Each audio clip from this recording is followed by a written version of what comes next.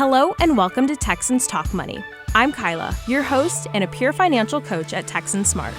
Every episode, we will be joined by another peer financial coach from my office, where we will be navigating all the roads on how to handle your money as a college student. So sit back and get your wallets ready to be Texan Smart.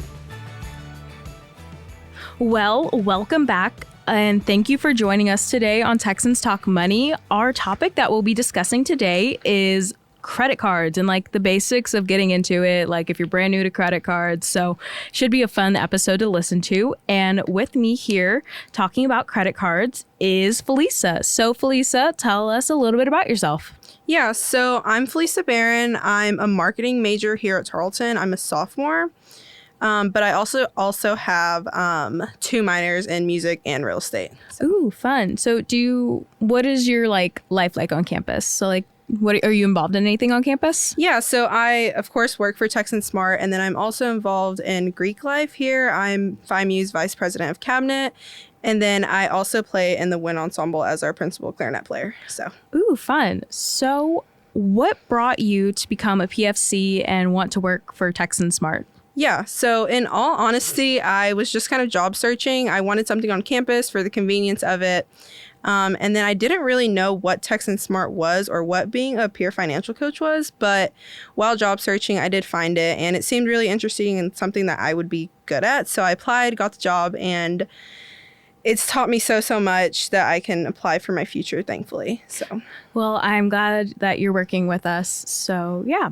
So let's get into this episode today. We are going to be talking about what credit cards are, what you need to know whenever you're getting into them, and just a few tips on how to better manage your credit card and the credit that will come with it.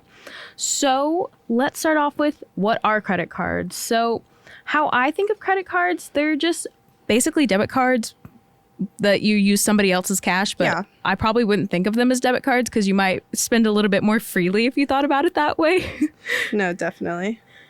But yeah, so credit is just whenever you're borrowing somebody else's money with interest. Do you have anything to add to that, Felisa? Yeah, I think you kind of hit it right on the spot. Credit cards are just same thing with me. They just feel like I'm borrowing someone else's money, but they're just so much more convenient and you get so much more out of them than I feel like you do in a regular debit card. Oh, yeah, I totally agree. There's like a few benefits like the rewards and things that we'll get into a bit later that come with it that I think add to them. So why do you think credit cards are important?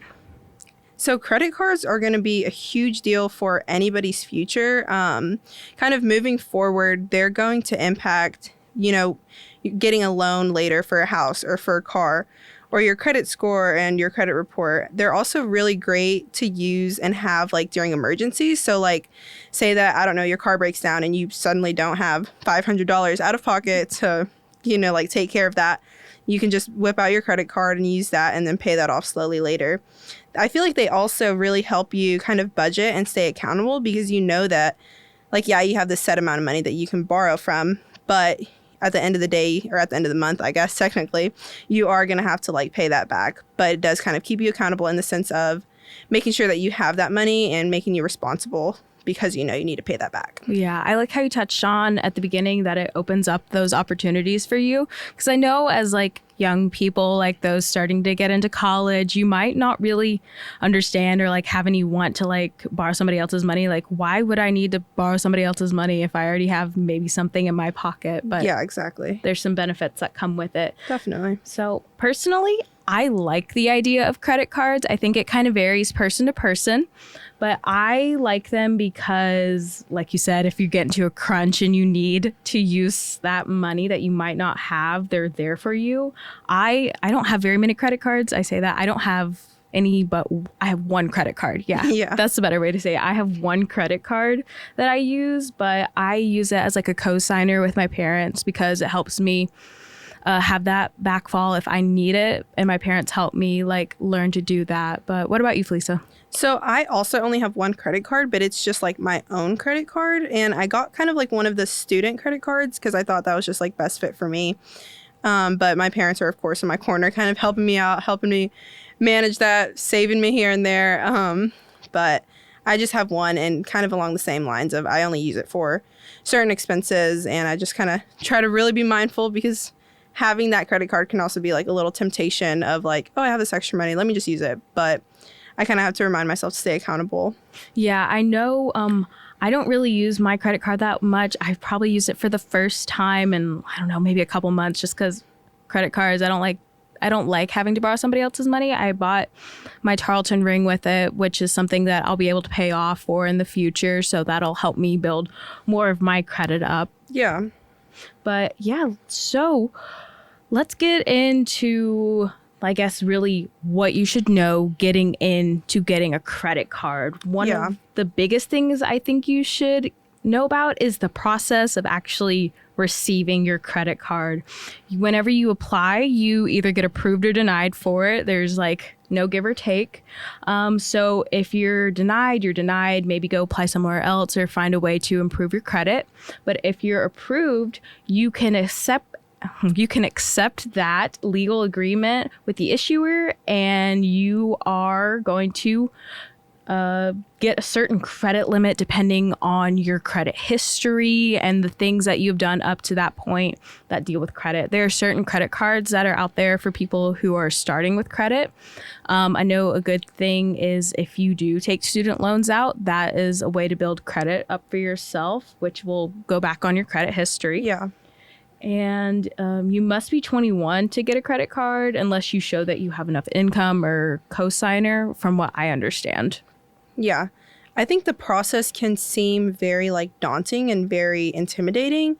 I know whenever I applied, there was so much fine print. There was so much stuff to read. And as you want to like just check the box at the bottom and be like, I acknowledge, accept, awesome. But it's super important to like actually kind of read through that, or at least have your parents helping you out and making sure that you're not doing something you really shouldn't be. But truthfully, like, for me, at least, I did have my parents kind of with me through the process of it, because they were kind of the ones who really wanted me to start building credit. And it wasn't too bad kind of having them in my corner. So, yeah. Yeah, so I guess continuing with the process of getting a credit card, we should probably talk about how you're going to pay that back after you start maybe swiping your card a little bit, maybe getting some clothes, some food, stuff like that. There's just different ways to pay it off. My personal favorite way of paying it off is auto pay. So you can look at it and know that your money's going to be taken out of wherever you're getting the money from, like your what's it called, a checking account. Yeah. So you'll be connecting your credit card to your checking account for whenever your monthly dues are due, and it'll just be automatically taken out of that account. Another way to do that is to pay it in person. If there's a credit lender near you that you can go through, like I guess the office or like a branch, that's what it's called. The branch of the credit card that you're using. If there's a place in person that you can go pay it, you can do that, especially if you're wanting to pay in cash. You probably wouldn't want to send cash through the mail. Yeah, maybe not. So for me personally, I like to pay my card off like manually. Mm-hmm. So I have my like credit card app connected to my debit card on there. So at least once a month, I go in and pay, ideally, I pay off like the whole month of whatever I spent on my credit card. And sometimes, of course, like I don't do all of it. But I do like to do it manually because I feel like you never know when something's going to happen. And I spend like a lot of money on my debit card and I don't always have the money to pay off my entire credit card bill, you know? Yep. So I'd rather do it manually just for me personally, because I feel like it helps keep me kind of like accountable too, in the sense of like, you have to pay this off, you can't forget, and it's kind of helping me build those good habits of paying things back and like taking care of business, essentially. Yeah, I think the best way to pay it is definitely on time or even early if you have the funds available to do that. I would say like at the latest, maybe 2 or 3 days before your actual credit card bill is due. Yeah. Is that kind of something that you do? Yeah, I always try to pay mine a couple days in advance, if not like weeks in advance, or if not, at least just to make a small payment on it so that, you know, you're like building that good credit history. Yep. So now that you've got approved, maybe something you probably should have been thinking before, probably should have said this earlier, is maybe finding the right card for you. Yeah. I look at or I found a website, NerdWallet. I think most people may know what NerdWallet is, but they have an article or page called Best College Student Credit Cards of March 2023. And this page compares like a few of the top credit cards for students, and the few of the things that they compare are the annual fees, the reward rates that you can get, and the intro options that are available for the student credit cards. Yeah, I think there's so many different options out there credit card wise. So it is like super, super important to kind of look into that and see, what is best fit for you. I think right now, like us as college students, we're going to want like that low interest rate, that cashback benefits, those reward programs and stuff like that. But maybe like as we get older, moving forward, we may be looking at different things. So, yep, that is definitely something to think about whenever you are getting your credit card. Is there anything that you specifically look at whenever you're applying for your credit cards? Really, the main thing as a college student, the main thing I wanted was low interest rate and kind of like those rewards program, because I feel like that's one of the greatest benefits of using a credit card is just kind of what you get out of it and what you get in return. So that's kind of, those are just like my two main things. And so for me, I personally use like Discover It. And it has been like really great, super easy to work with. So yeah, I know a lot of my friends, whenever they use their credit cards, I think that's the one that I see the most is people using the Discover It card. I think there's a ton of great benefits out there. Not that we're making an ad for Discover It, but hey, if they wanted to sponsor us, you're more than welcome to. But yeah, I see people using that one a lot. And so if that's an option that you're wanting to look into for your credit card, definitely go look at it and the benefits that it offers. One of those can be an annual fee. So this is some that you pay every year that you sign up for your credit card. Some credit cards might waive the fee for your first year, and some credit cards don't have those fees. I don't know about yours. I think mine has a fee for the yearly income. Or not income, but like usage. Yeah, I want to say that majority of them, at least for the college cards, I think they waive your first year, and then after that, you kind of do have to pay that little low interest rate. So it's kind of like your little bit of a grace period. Yeah, exactly. That's another term there is like the grace period. So that's like the time where you don't have interest on your bill that you're paying off. So it gives you a little bit more of a leeway whenever you're coming to pay these loans off for the first time. Another one is APR. This is something that I honestly had no clue about whenever I was first getting into credit cards. This is your annual percentage rate, and this is an interest rate that you are being charged for borrowing the money. And you are charged this if you don't pay your balance by the due date. And the average for this is about, I think it's 24%, but it about varies for each company that you go through. Yeah, and the bad thing about APR that I think most people don't understand, but that it's super important to, is that if you kind of just let your money sit there for months and months and not make a single payment and just kind of let it, your balance is going to just increase so much because that interest rate is still there. And I think that's something to be really mindful of, because if you, I don't know, totally free, you have a credit card, but you have $30 sitting in there over like a year, it'll increase like a lot. And then that kind of puts you in a rough place. Kind of tanks your credit history and your credit score. So another thing that you might want to look at is a transaction fee. I think this is something that I see like a lot of like small town businesses do. So you have to have a fee to use these credit cards sometimes, and the merchant, like the person who owns the business, will have to pay these. But most of the times they'll put that fee on you. So you need to be aware of that and like see if there are places around you that you're buying at that might charge you these fees. I know there's a few places in Stephenville that do this. And I'm going to be honest, I think it makes sense that the merchant would put that on you because you're the one using the credit card and not them. I think that that transaction fee is basically just charging you for the convenience on the business owner's end of just like, it kind of takes them a little bit longer to get that money from you. So for the convenience of you being able to use your credit card, here's that little fee that like would have been charged to them, I guess. Yep. And another thing that you might want to be aware of is your credit score. I know you may have heard of this before. Some people might not really understand what it means. But this is just the numerical representation of the credit report, and it just shows companies that you're going to, like if you're applying for another credit card, if you're applying for a mortgage or a loan or something like that, like are they willing to take the risk with using you to or partnering with you for your credit history and like seeing if you're actually going to be able to pay them back their money that they're giving you. Exactly. I feel like seeing that credit score is kind of just a very quick determining factor of like your responsibility, you know, your credit history, things that you've done in the past, good or bad. Yep. And it can really be a quick determining factor for a lot of things in your future.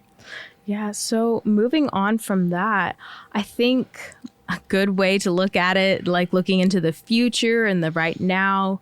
So how do they impact you? Felisa, you got anything on that? Yeah, so credit history is going to be huge. Anytime you use your credit card, you know, like here until, I don't know, let's say you're 25, all of that is tracked and saved and can be like looked back onto. So anytime you use that credit card, you're going to be creating what's called credit history. And credit history is just, like I said, anytime you've used it in the past, how you've paid off your credit card, how much % of your limit that you've used.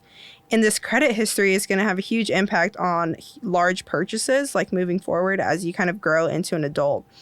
Credit history is going to just like, it's going to really be what lenders look at in the future. Like whenever, let's say you're trying to get an auto loan or a house loan or things like in that sort. Yeah, it's really important to look at. I think that's a really good way to cover credit history. I don't think I have anything else to add to that. So moving on to our final point of today's episode, managing your credit cards. So like the little bit of tips and tricks that we can offer y'all, some pros and cons, do's and don'ts, fun things like that. So a good tip that I found for managing your credit cards is to keep your credit balance under 30% of the limit that companies offer you. Definitely, yeah. Because keeping it within that 30 or below percentage range, like, doesn't really impact your credit score that much. If you go over 30, it might hit you a little harder. But just keeping it between that 30% range, no matter what your limit is, will help you build your credit history for maybe applying for future loans, for a mortgage, for those things whenever you're adulting. I think that 30% is huge because I know me personally, there have been a couple times where I've gone over my 30 and then you just kind of, you're like, well, I'm already over it, like whatever. But that really should not be the case. Do not be like me. Don't do that. Be responsible. Exactly. But going over that 30% can really like shoot your credit score because I feel like sometimes you're over it and then you just keep going over and it becomes a little bit harder to manage and like to just kind of really, I guess, get caught back up and back to like a good place, which is ideally under 30%, right? Yes. But yeah, so definitely that's a great one, Kyla, to just really say under that 30%. I think whenever you're trying to debate whether you should get a credit card or not, making a pros and cons list is probably a good way to go to see if a credit card might suit you. It's a very personal thing, getting that credit card. I know for me, it's a good thing because it helps me build what I don't have so that if I want to buy a house in maybe 5 years, if I'm able to do that. I have a bank wanting to work with me because they see that I have a decently good credit score and I'm worth the risk taking that. Definitely. I feel like there are so many pros and cons to having credit cards. And I feel like I'm with you where I do think owning a credit card is so much more beneficial than it is, I guess, like bad or negative.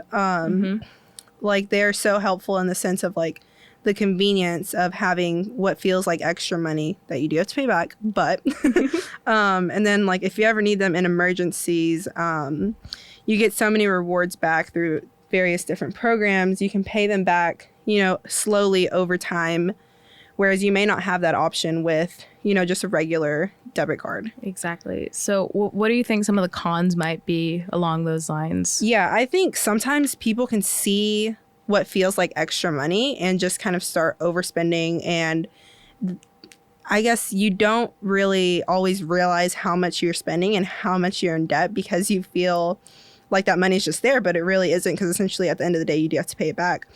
So I think overspending is a huge one. And I think if you are not like super educated with like how to spend your credit card or what you're doing with it and all of like how credit can be bad, I guess, then you can ruin your credit very easily. From what I've learned, at least in this past, I think about year or so, growing my credit, is that your credit can decrease very quickly, but it doesn't increase as quickly, is what it feels like to me, at least. So I think it's just, if you aren't very educated on it, it can kill your credit score very quickly. So yeah, I think we covered a lot of good things today. Definitely. Within credit cards. Do you think there's anything that we missed in there? I mean, I think that's pretty much it. I think one of the greatest things, though, to remember with credit is just to truly be disciplined as possible, because at the end of the day, it kind of comes down to you knowing what you're doing, knowing, like what's your do's and don'ts, knowing like your own limits, if that makes sense. Yes, I think that is a great note to leave off of, Felisa. And thank you for coming with us on this episode today. Yeah, thank you for having me, Kyla. Of course. And thank you, listener, for tuning in today. And if you have any questions, please message us on Instagram, and I'll talk to you in the next episode. And don't forget, be well, be ready, be Texan Smart.